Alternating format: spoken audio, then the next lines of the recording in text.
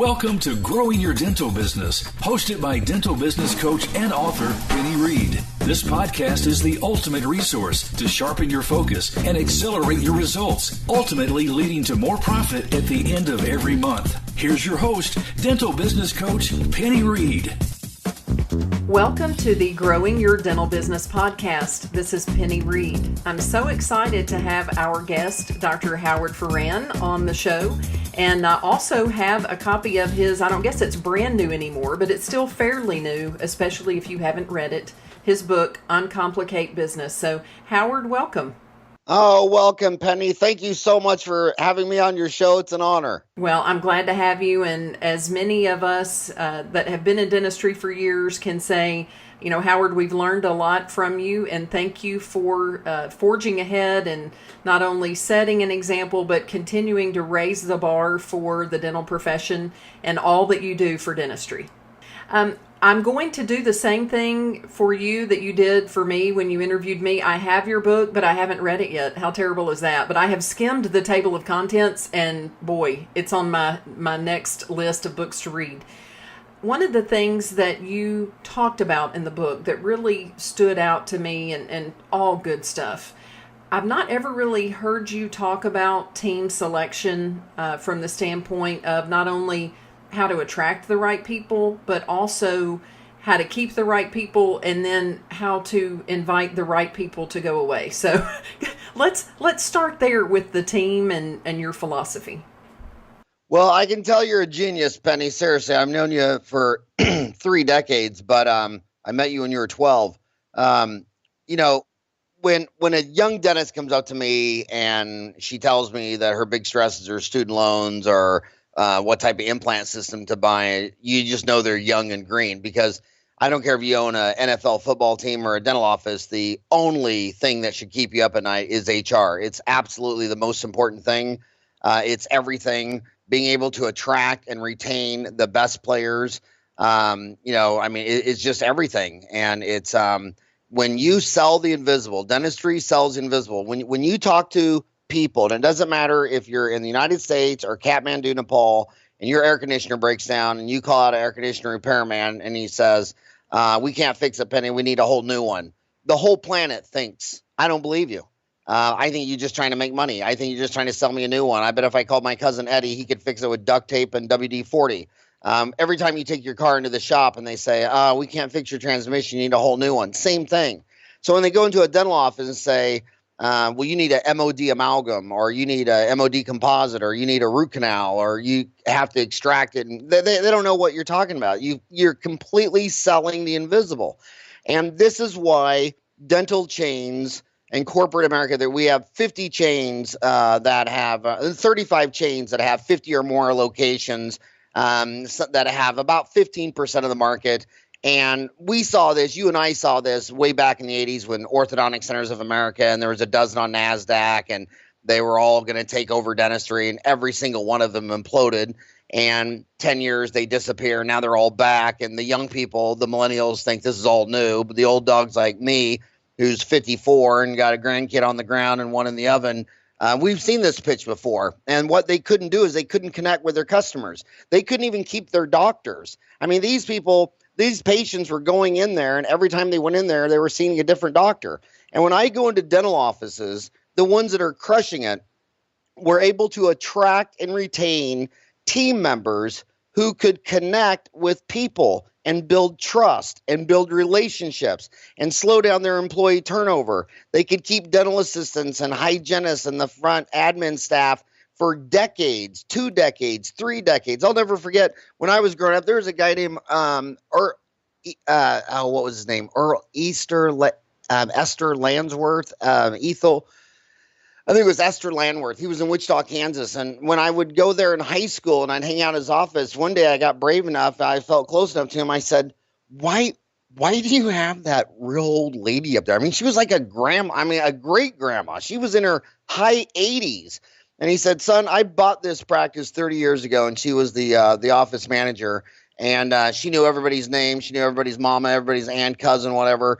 And as she got older and older and older, she never told me she's going to retire. She never told me she's going to quit. I just kept taking more functions away from her. And now she's reduced to just a greeter. She just sits up there. I mean, they literally had her in, just like when you go to law, you know how you go in the witness stand and they have the gate thing. They had her in a gate there because they didn't want her coming over and touching the computer or messing stuff up.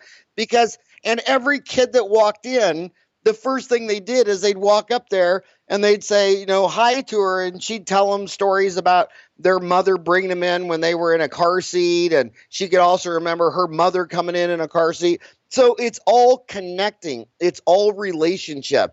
Healthcare is a joke because in the United States, not only is this the first year it's going to pass $3 trillion, it's like 17% of GDP. It's just amazingly crazy expensive when you go around to other countries that are as advanced as ours that are doing it for like 12% or less. But you go into every doctor office in Phoenix in this supposedly free enterprise, great system that no one wants taken over by the government. And it's just all white. It's all glass doors. You go in there and you sign in like a cow. The lady opens up the door and hands you a clipboard without even making eye contact. Then she closes it back. And it's like, oh my God, they don't even get it.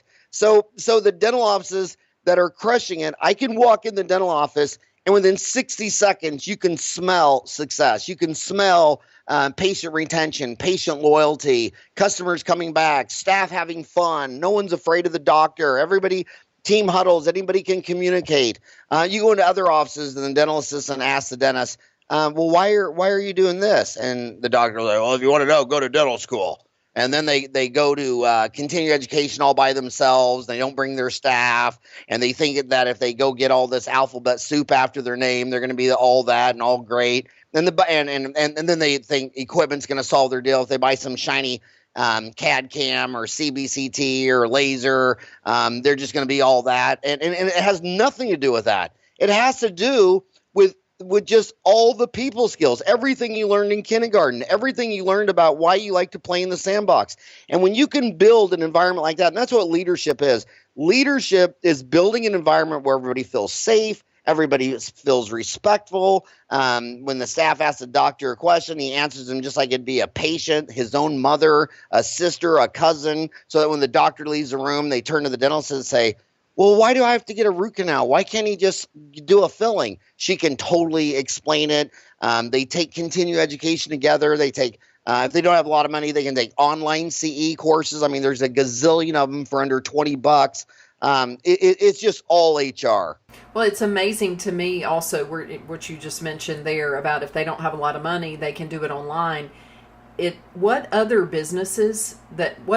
million or multi-million dollar businesses don't set time aside for training? Whether you go to CE or not, or you bring a consultant in or not, this practicing 4 days a week and then taking that fifth day off and yet being frustrated because you have areas of, whether it's the dental software or a new piece of technology or how we want the phone answered, we don't make training and the team building aspect a priority in a lot of practices.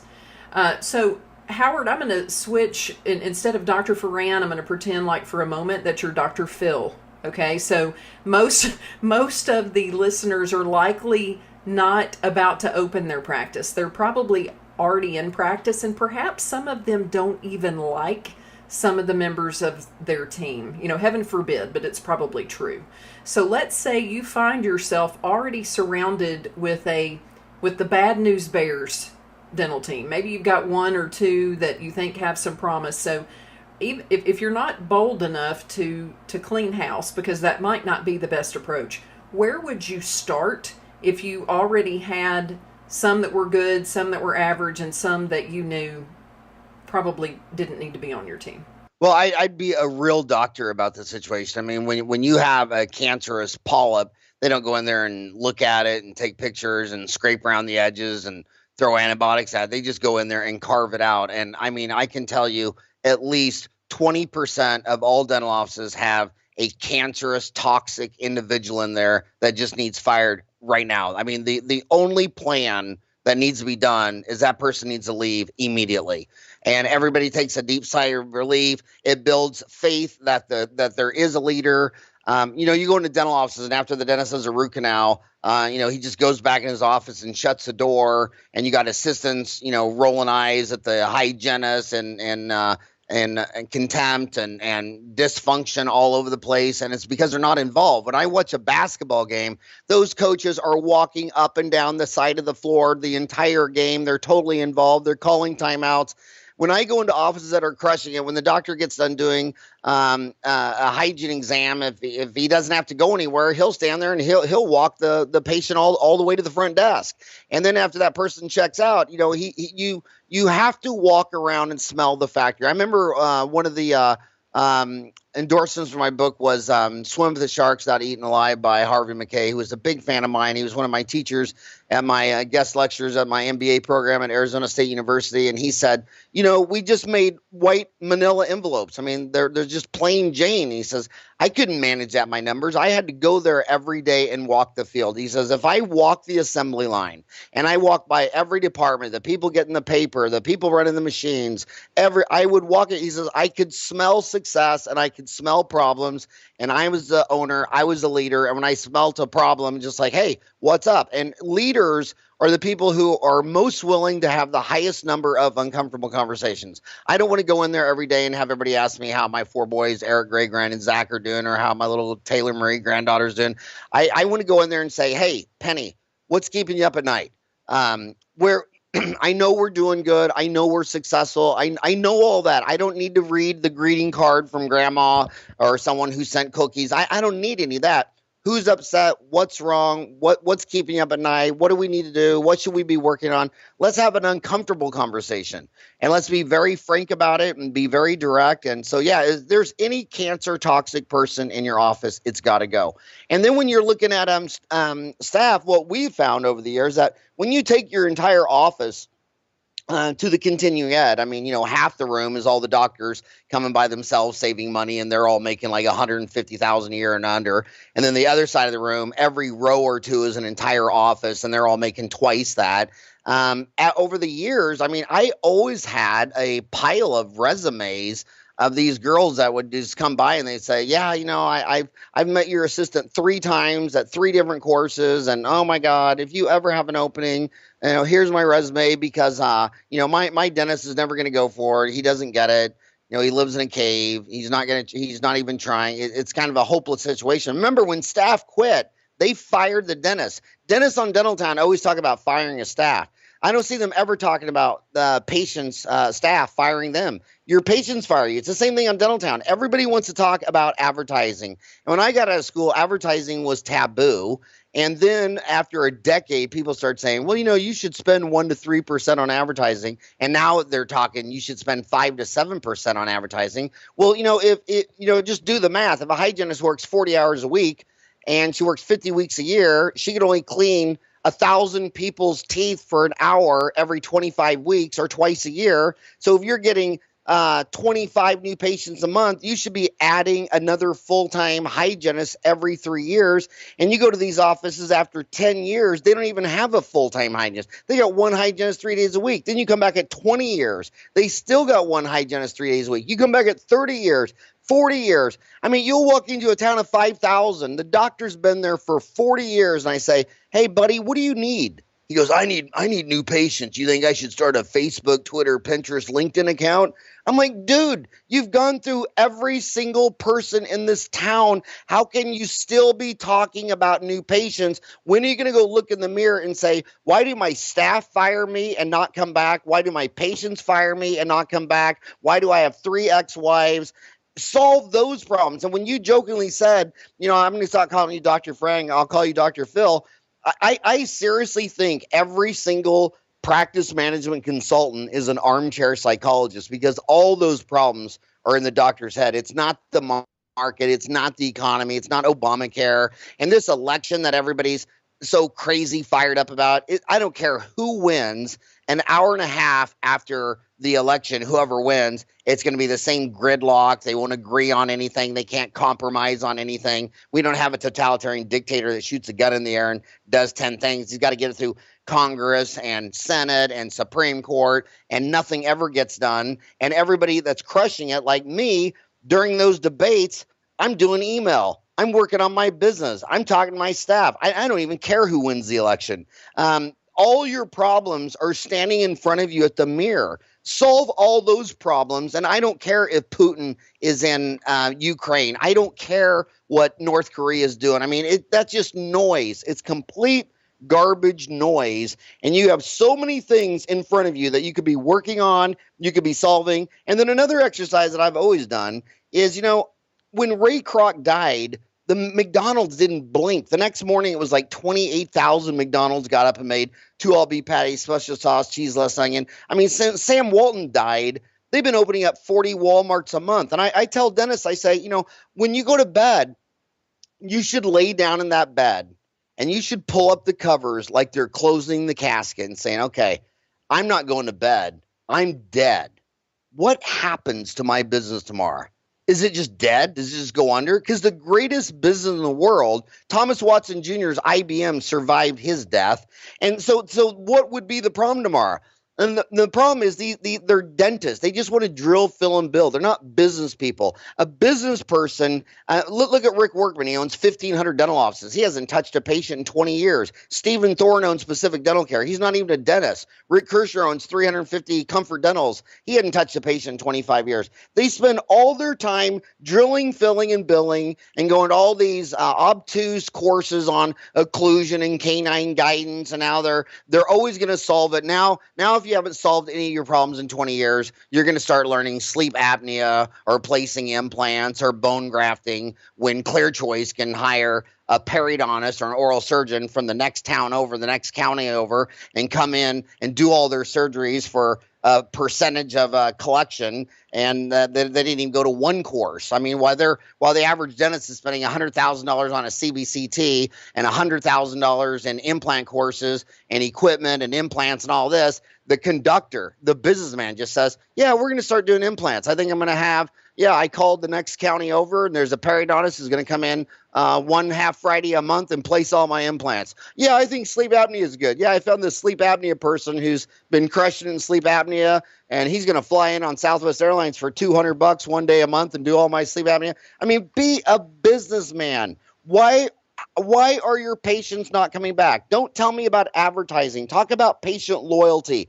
Build a dam. Look at that Colorado River. You put a Hoover Dam there, and you can't swim across the lake. But you remove that Hoover Dam, that water's all gone. And that's all I see in corporate. That's all I see in dentistry. I don't see anybody keeping their customers for life. So to think that the threat is corporate dentistry is a joke. It's laughable. Nobody is keeping their customers for life. And the ones that can keep half of them for 4 to 10 years are they're all $1 million practices where the doctor's taking home 400. Well, I think when you talk about the relationship skills, which many dentists don't want to talk about or think about, well, I think more of the female dentists do because they relate more to that part of it. One of the things that I began doing more as a hobby than anything else is I'm a certified Dale Carnegie trainer. And this stuff is like 120 years old, but it hasn't changed. It's about people and connecting with people and learning how to sincerely make other people feel important.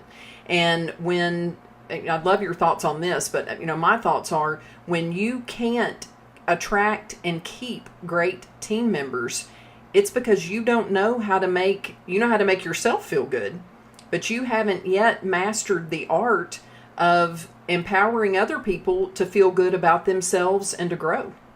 Absolutely. Dale Carnegie is the greatest. I think it should be required. It should just be required reading. I mean, they should go to a Dale Carnegie class before they ever try to present treatment to a patient. Yeah, it's huge. So tell me about how do you, in case you don't already, how do you begin to trust your employees to do their jobs? I love this. Well, humans are, you got to start with unconditional love. You got to start with unconditional trust. They have to prove to you that they're not trustworthy. It doesn't matter if it's your spouse, your children, your team.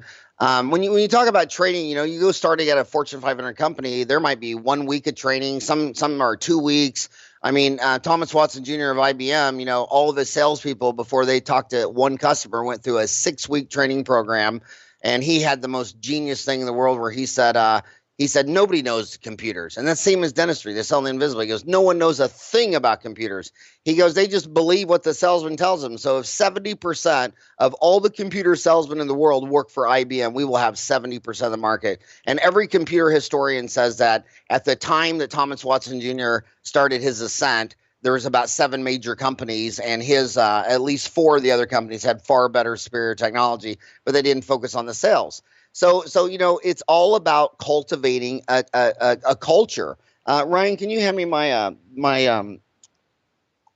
12 thing? Do you know what I'm talking about? I have this little card that's on every room. I carry it in my pocket. I talk to staff about, it's about my core values. Create a fun, positive, and professional environment. And when I say fun, one of the things that doctors do very bad to staff, patients, kids, spouses, is you just make someone feel bad. When you make someone feel bad, they don't part with their money, they don't come to work with a smile, and then they turn around and make their other team members and patients feel bad. I mean, when someone makes you feel good, you should be secreting dopamine and serotonin. When you talk down to someone or you're condescending, they secrete noradrenaline and epinephrine, and they go into fight or flight. And you're trying to sell them a root canal, billet, and crown, and they either want to fly out the front door or they want to fight and punch you in the nose because you're talking down. I can't, Penny, I've told you 10 times you need to floss every day, and you haven't been in for a cleaning, and I mean, you're just not doing what you're supposed to do, and I'm just making you feel bad. And it doesn't matter if it's a staff, it's a patient, it's a family, it's a neighbor. My second core value, be passionate, enthusiastic, and determined to make a difference.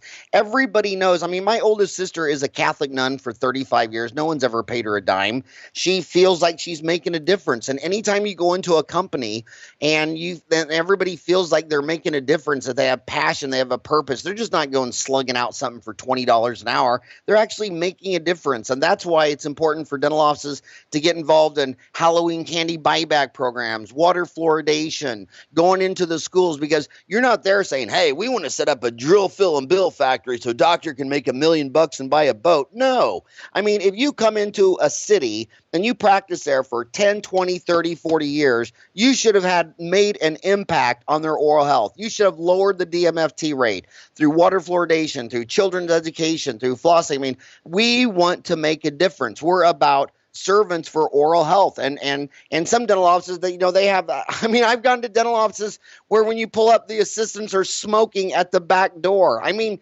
my God, can't you smoke on the way to work or on the way home? You really have to smoke in the parking lot. And then here's the killer one, number 3, be humble.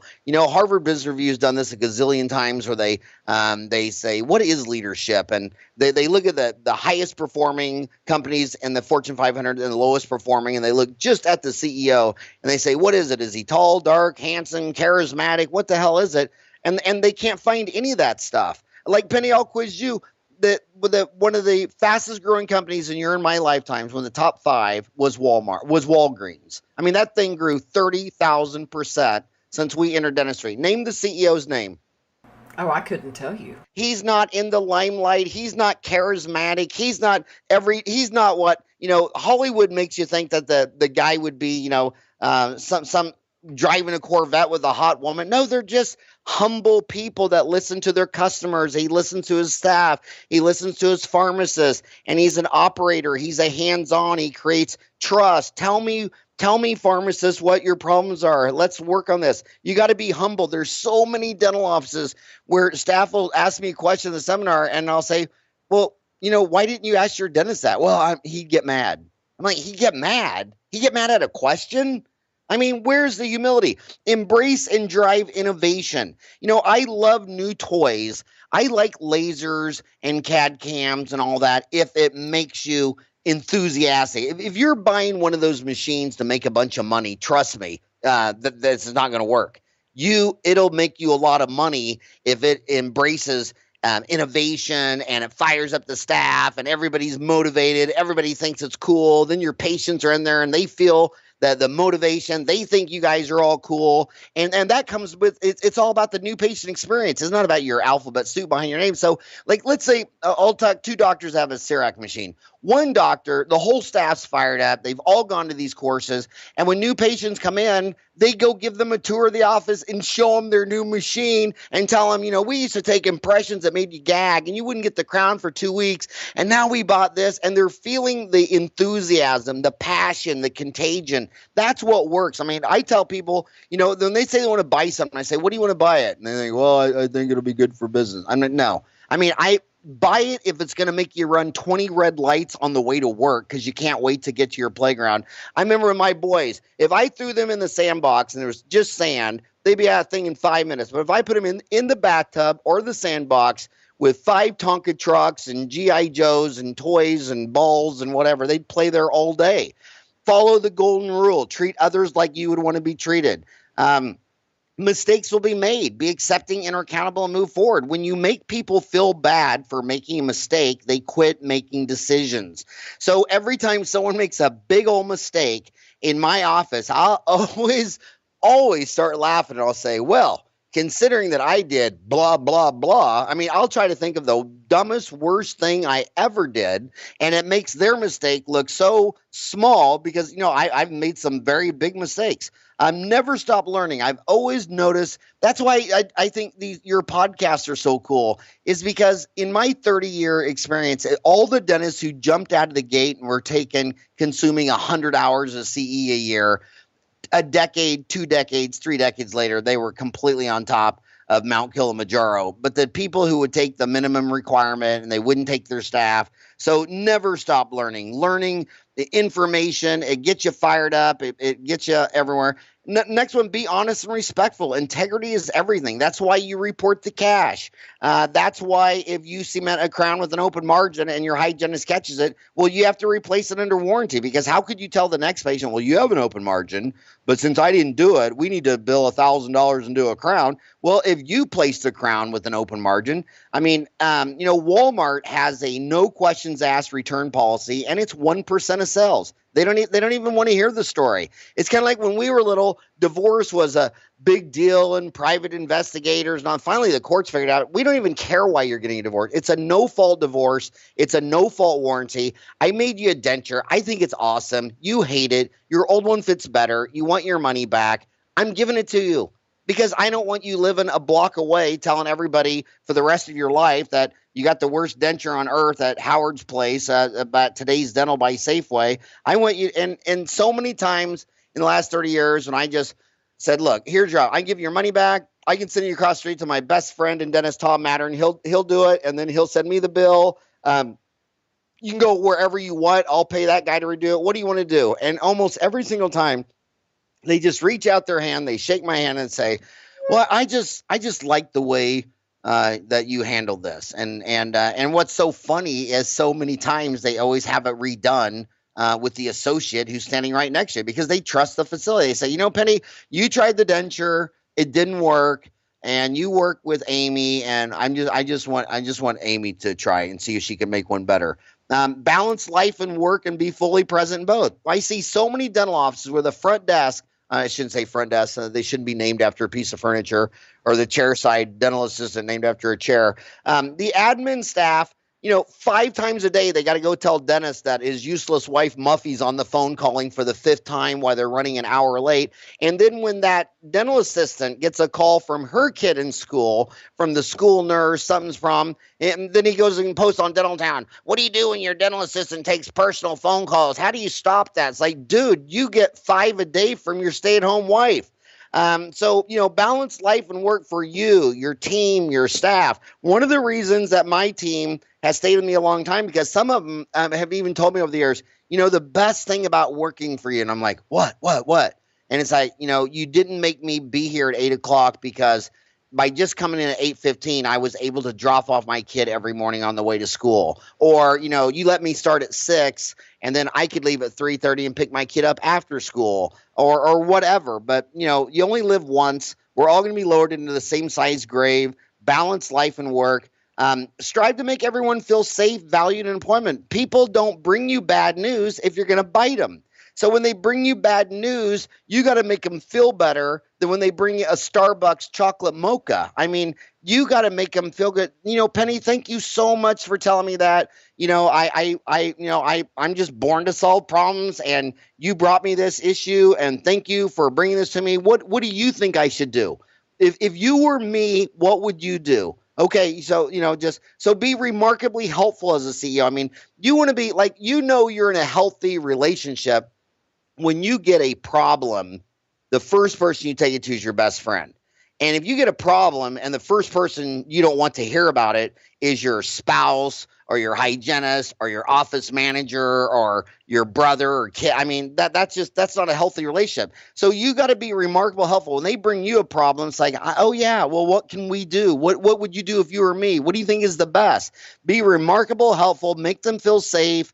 And then last one, number 12, create opportunities that make our customers feel special. And for me, that's the new patient experience. That's patient loyalty. I mean, there's so many companies where I could go drop 50 grand and they do a 1-year contract of direct mail, banner ads, email blast, all this stuff like that. And that's the worst drug that healthcare's been on for 100 years, going all the way back to Orthodontic Centers of America. Yeah, we'll just go into big towns, lots of marketing, burn and churn everyone until none of our doctors will work here and none of our patients come back. Forget all that advertising stuff. Go to patient loyalty. I wish you'd drop your 5% advertising budget and then go to a 5% patient loyalty budget and say, what do we have to do? Like I'll say, well, you should get nitrous oxide for the people that are afraid. Well, you can't bill Delta for that, But hey, you wouldn't want a patient to just feel relaxed. Or what about a wand for a painless injection, which basically a wand, you're going to pay $3,000 for a machine that teaches you to go slow. Just start giving your shots slow. What does it take to make these people, if they had to wait in the waiting room, did you go out there and give them a $5 Starbucks card or 2 tickets to a movie? Did the doctor walk out there when we were running late? My staff will tell me, oh, the next lady, she's livid. So then I'll put down my deal. We know we're finishing up whatever we're doing. And I'll walk out there and I'll walk right up there and say, Penny, I am so sorry. I know I was supposed to see you 20 minutes ago, but I just, oh my God, I had an infection. It wouldn't stop. It was bleeding. It was crazy back there. And I know that if I was working on you, you'd want me to do it right. And I'm just so sorry, but here's a $5 Starbucks card. Here's 2 tickets to a movie. And usually they reject it. Like, oh, no. You don't have to do anything. No. But it's just being remarkable, helpful and getting involved. But, you just got to be a killer connector with your staff. And you got to, and anybody who says customers are always right is a complete idiot. Your staff is always right. And you treat your staff with total respect, make them feel safe, follow my 12 core values at Today's Dental. And then they'll treat your patients like that. Then hopefully, I got my Jan. I still got my first dental assistant at 29 years. And there's people that only come in there. There's probably at least 500 people that only come to my office because of her. And so create long-term, safe, healthy, functional relationships with your team. They'll return the favor to your customers. And in fact, my friend Bill Rossi was telling me that that's the number one way to get patient reviews is whenever your patient owns a business. Well, if he owns a pizza parlor, eat there next time and write a review for that pizza guy. Then go tell the owner who's your patient, hey, I just wrote you an online review. I think you're amazing. And then he's going to turn around and write your dental office a review.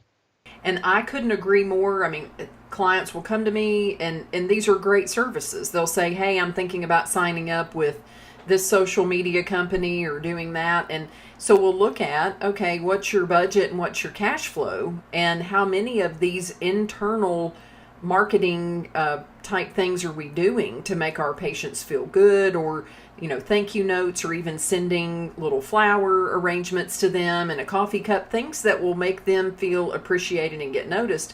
And if they're not doing those things, I'll say that other service is awesome. But if you've got to pick between the two, you need to do the face-to-face visibility, showing the sincere appreciation. If that's all you've got in your budget, and it will build up and allow you to do what I would call the icing on the cake. I couldn't agree more.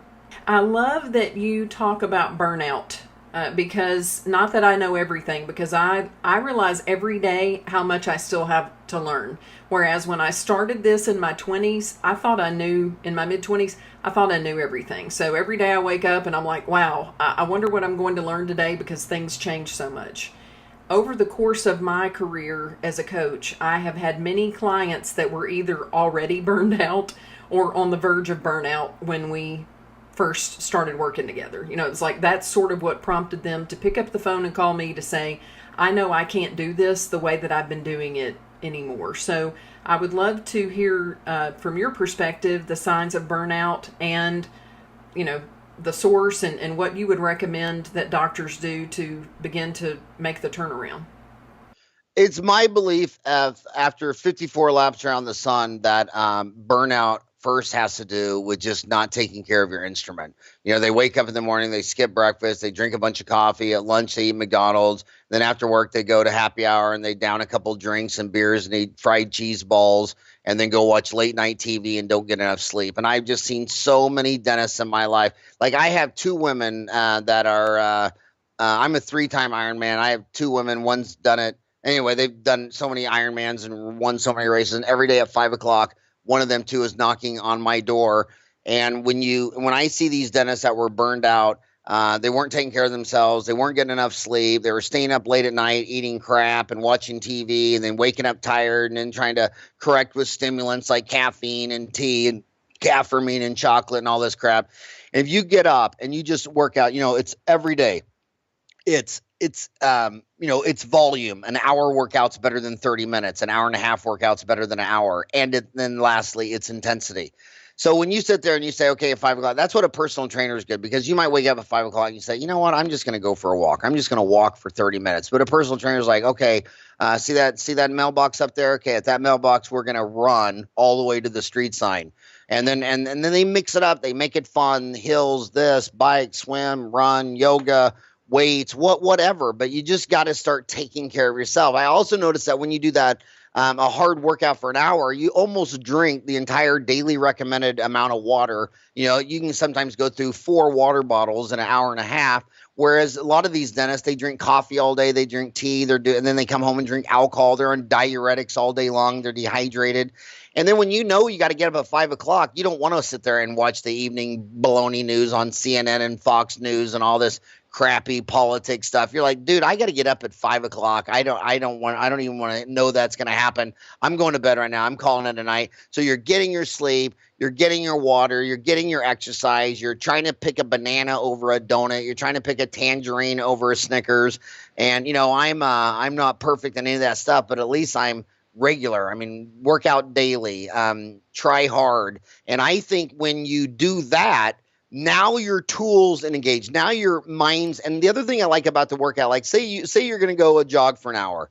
You're sitting there thinking, okay, well, what am I going to do today? I mean, I don't listen to music when I'm out there because I don't want to get hit by a car. So you're thinking, okay, if I had to get one thing done today, what would it be? What keeps me up at night? What worries me? And then you're running, you feel energetic, and then you want to go devour a problem. And I think a lot of dentists, I've seen so many dentists that were massive substance abusers, massively sick, massively ill, and then as soon as they got rid of some toxic thing in their in their life, maybe it was their spouse, maybe it was their hygienist, maybe they finally told their brother, you're gone, you're just nothing but a toxic mess to me, I can't do it anymore.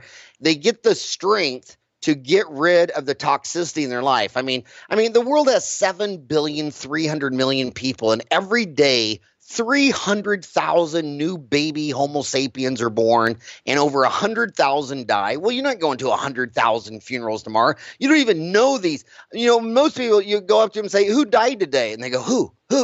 I'm like, 100,000 humans on Earth. So the point I'm trying to make is if 100,000 people die and that didn't even make one impact on your life, why are you tolerating all this toxic baloney from maybe it's a mom, a sister, a spouse, a kid, or whatever? I mean, just because this kid came out of you doesn't mean you can't fire them. How many dentists I know that basically ruined their own life just because they couldn't pull the plug on their marriage and get a divorce? Remember that real famous guy in California? Was it Tom Lacey? Was that guy who had a pregnant wife and he killed her and took her out and then threw her in the ocean. Yeah, dude, it's called a divorce. You don't have to kill her and drive 3 hours to the ocean and row out in the middle of I mean, just gosh darn, 100,000 people die every day.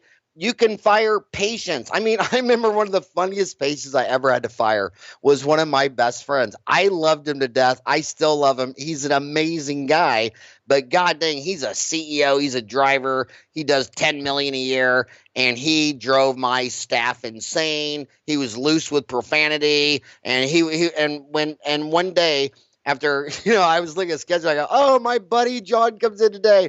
And everybody rolled their eyes and just said, oh, my God, I hate it. And I realized, oh, my God, he's seriously a cloud over the day. And they're all like almost nervous that he's going to be here in an hour and a half. And I said, do you guys wish that he never came here again? And everybody said, oh, my God, they give anything if he's over. I just called him up. I said, hey, I love you. I love you. There's no one I'd rather watch a football game and drink beer with than you. But you know what? You're fired from here. My staff cannot stand you. They don't get you. I get you. They don't get you. But you got to fire patients. You got to fire staff. You got to fire family and friends. Clean up the toxicity. You're burned out because you're getting too much stress. Where's it coming from?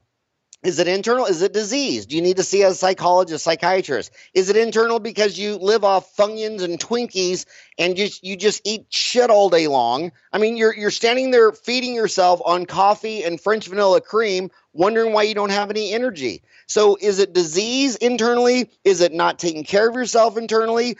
And if those two things are squared away, you'll have the strength. Now go fight the toxic shit in your life. So many of my dentist friends, I tell them I don't like to talk about religion, sex, violence, or politics because you can go out with 4 of the loveliest dentists in the world. And you're talking about so much fun stuff. And then they'll switch to those 4 categories, and it's not fun anymore. They're getting animated. They're getting loud. Their heart's beating. Sometimes they'll slap. And it's like, dude, I don't care. It's not worth it to me. I don't like you when you're talking about those things. I mean, there's so many things to talk about. Why would we let Trump and Hillary and the church that your mama made you go to every Sunday, what does that have to do with 4 guys at a bar watching the Arizona Cardinals? Let's just get rid of the toxicity. Let's clean up our life.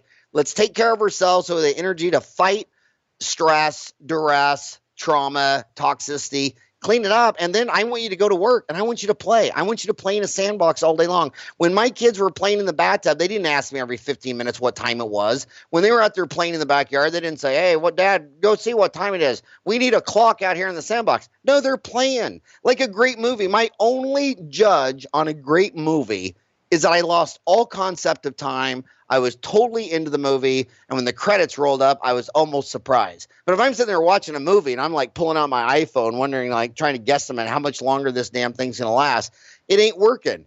I used to tell everybody I hated Broadway plays because I lectured so much in New York. I went to so many Broadway plays, and you're just like sitting there counting the minutes and saying, okay, I'll sneak out here intermission. I wonder if it'll upset the dentist. I wonder how much this ticket costs. Would it be nice if I, or should I just stay? And then I went and saw that play. What was it, Ryan? Wicked? Oh, then I went and saw Wicked. And when it was over, I jumped to my chair. I mean, that's what going to work should be. And if that means that you need a laser or a CAD cam or placing implants or doing sleep apnea or doing Invisalign, do it. But if you're sitting there saying, I would rather be punched in the nose than do a molar root canal, but I have to do molar endo because it's $1,000 in insurance pays. No. That's what the 4,000 endodontists are for. Only do what makes you happy. Only do what makes you run a red light on the way to work. And then when you go to work, I want you sitting there and thinking, oh my God, I can't wait to see my assistant Christina. Oh my God, I wonder what Yoni did this weekend. I want you to go to work just like you'd be meeting some dentist at a bar thinking, oh, I can't wait to see my team. But if you're sitting there saying, oh, my God, I hope she got up on the wrong side of the bed today. She's so moody. She's either on or off. When she's off, she's so bad, blah, blah, blah. It's like, dude, there's 7 billion people. If you got some moody assistant who's good some days, bad some days, you know what? My odds are that you can fire that person out of 7 billion people, find a better one. I mean, Jack Welch was the most brutal. He fired the bottom 10% producers on his sales team every year. So, Penny, you could have had the most amazing year, but you were in the bottom 9.999%, and he was fired because Jack said, you know what? You're the bottom 10%.